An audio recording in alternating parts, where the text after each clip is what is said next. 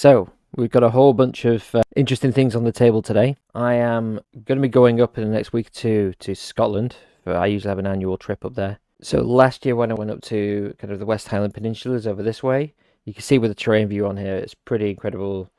Mountain range, well, not mountains, but you know, big hilly ranges and stuff. Great, epic scenery. Other years I've been typically always over in this west hand side of the Highlands. This year, a bit different.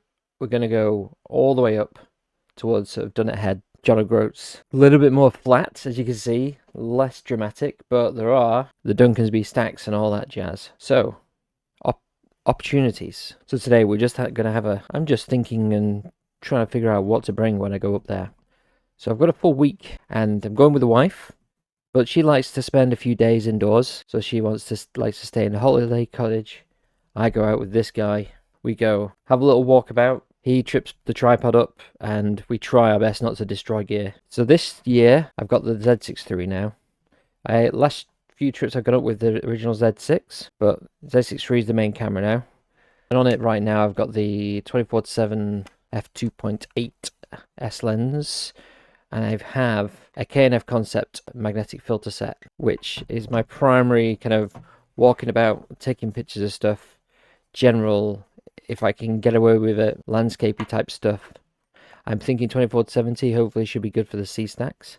If not, we'll get to this in a minute. This is a much wider lens. But I've got a circular polarizer, got, what's that? ND64, and I think, what's this one? Is this ND8? ND8. So I've not got a crazy, what's this one here? This is just a general UV filter.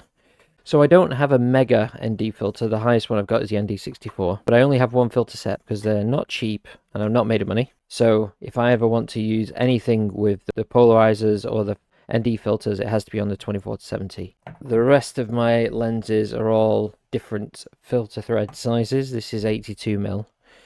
This lens is 77, for example. They're all different sizes, which is, of course they are. Couldn't be simple.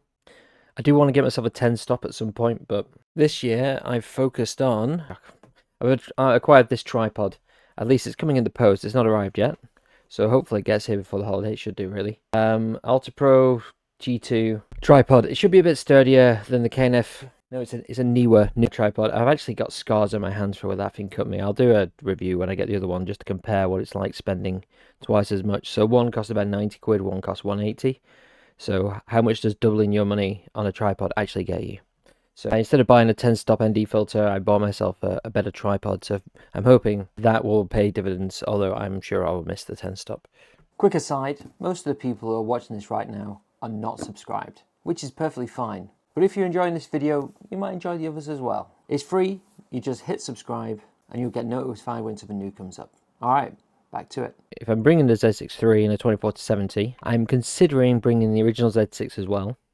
I want to record some content while I'm up there. Do I want to just leave this camera set up here in this, so I don't want to mess with it? Maybe. I'm going to be mainly using the Z6 III. You know, there is a scenario though where I might use both cameras. So let's get into these lenses and we'll explain why I might want to use more than one camera. So just going through the lenses in terms of, let's start with how wide they are. So I've got the 14, it's a Samyang 14mm 2.8 manual focus.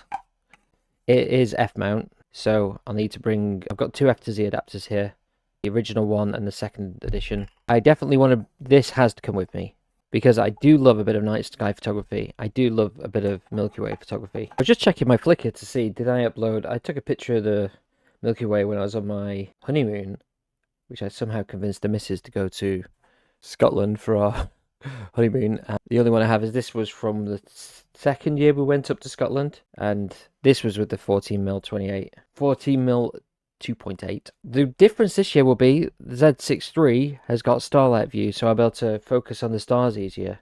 This was okay, it did the job. And you know, if for some reason the 24mm isn't wide enough for the C stacks, I'm sure it will be. 14mm absolutely will have it covered. If that'll be way too, I imagine that'll be way too wide for anything like that. So non-negotiable, the 14mm coming. The 28 2.8, I don't see a scenario where this is useful in terms of going up to Scotland. If I'm just walking around in that sort of 28mm range, I'll just hit the 24-70. The I'm not going to need to worry about being conspicuous in a city or appear, you know, trying to not stand out. So 28mm can stay home. It's light and small. I could stick it in the bag anyway, but there's no point. Now I do have the Sigma 105 macro, and I don't think I can't see why I will be doing macro photography while I'm away. Not at least where I'm going this time. I'm not going near any forests as far as I could tell. At least I'm not planning to. So I'm not going to be going hunting for fungus. I'm mainly going to be looking at birds, things like puffins. I'm going to be looking for landscapey type stuff like seascapes.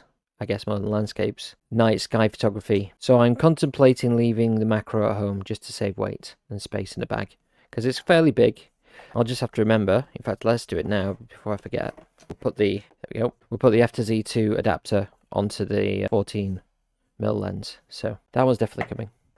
So there's 2 down. There's 2 more to go. We definitely keep in 24-70, absolutely. Now there's the 70-200 2.8 original. I bought this second hand from Wilkinson Camera. I'm seeing I need to clean off these lenses before I go. Crikey, there's dust on everything.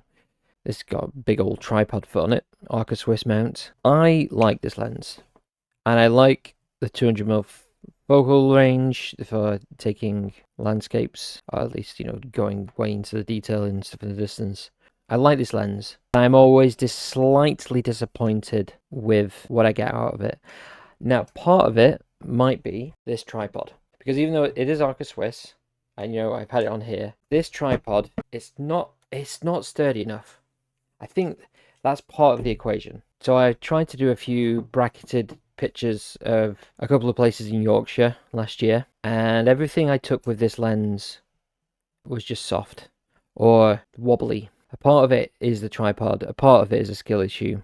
A part of it might be that maybe there's something wrong with the lens, but I have taken sharp pictures in other scenarios. I think it's mostly the tripod and stability. So I'm definitely taking it because I like the focal range, and I said before I'm going to be potentially looking at birds.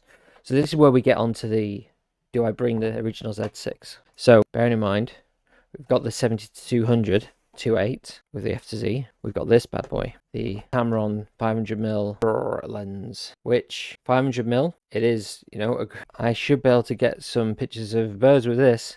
However, manual focus, extremely challenging to use. So what I'm thinking of doing is bring the original Z6, and if I go out, put the mirror lens on the original Z6 and put the 70-200 on my Z6 III. So then I can put one of them on my capture clip and one of them on one of them go on the capture clip, probably the 70-200, and then the 500 can go on my Peak Design slide strap. That way I don't go out with just the 500 and I regret it because I can't get any pictures because it's impossible to take pictures with.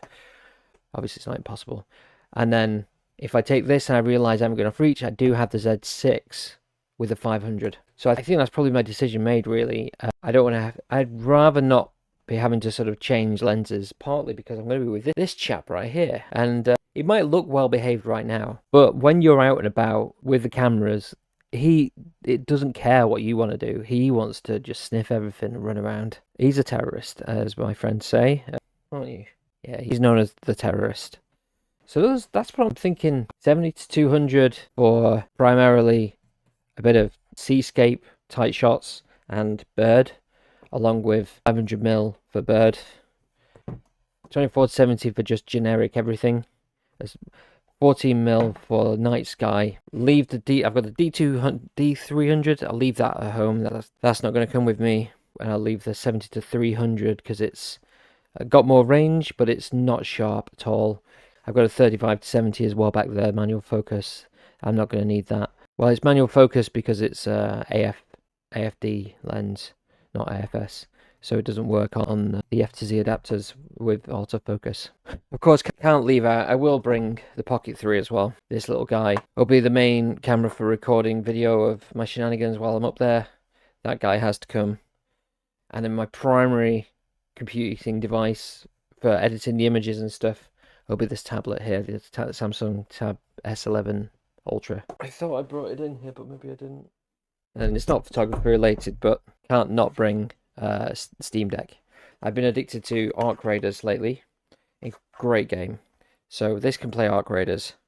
I'll be playing a bit of Bellatro, a bit of Arc Raiders, in between walking this guy, setting fires in the fire, and getting in the hot tub. Don't think we'll have a hot tub. I was thinking it might be funny to try and do like a hot tub stream as a bit of a joke. This channel's audience is entirely men, so it is. I think it was a funny joke for half a second before I realised that was like the worst idea I've ever had.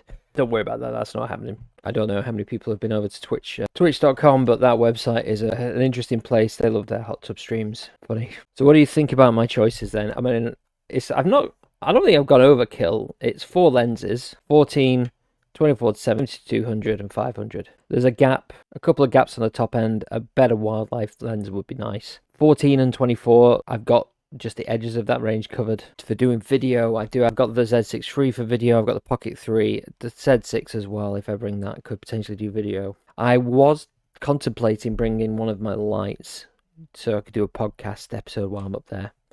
I think what we'll do is bring the smaller lights, and the quality will just have to suffer for an episode. And maybe we could have the ambient light of a fire in the background or something instead. We could do that. While we're talking about holidays and stuff, I don't have it open here, but I've been thinking as well. The wife has got to go look after her dad at some point late this year.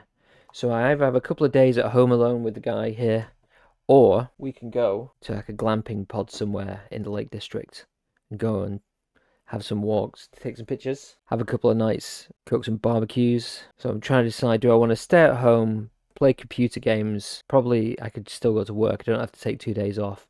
Or take a couple of days off and we can tear it up in a glamping pod.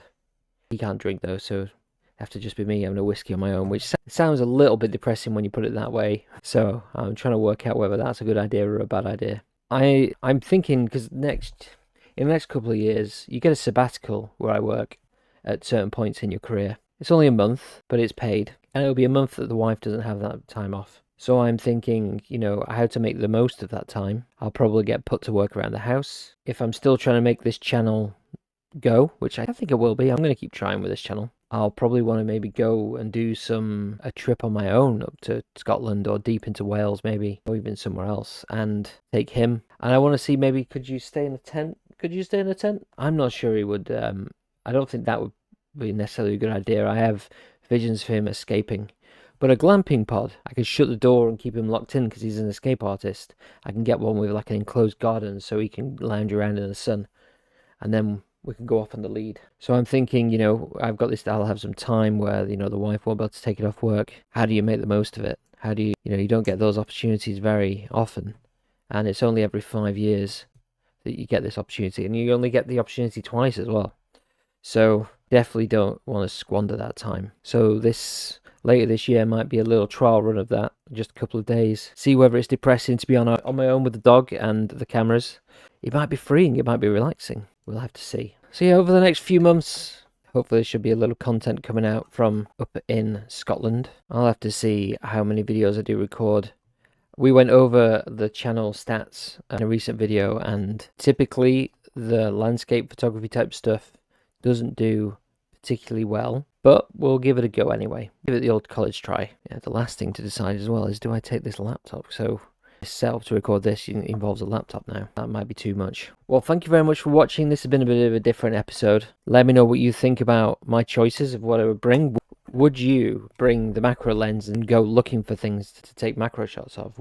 Would you bring the 28mm just for a very light lens to walk around the hills and limit yourself to a prime focal length? Or would you go with this? Because, some people say that the 2.8 24-70 is a heavy lens, and it's not exactly light. It's definitely heavier than that. But me personally, I like this. I love this lens. So let me know your thoughts, though, in the comments below. Thank you very much for joining us for another episode of Coffee with Chris and Merlin, which I'm recording at increasingly late times in the day. It's 10 p.m. So I'm sure I'll regret this in the morning. Thanks for watching.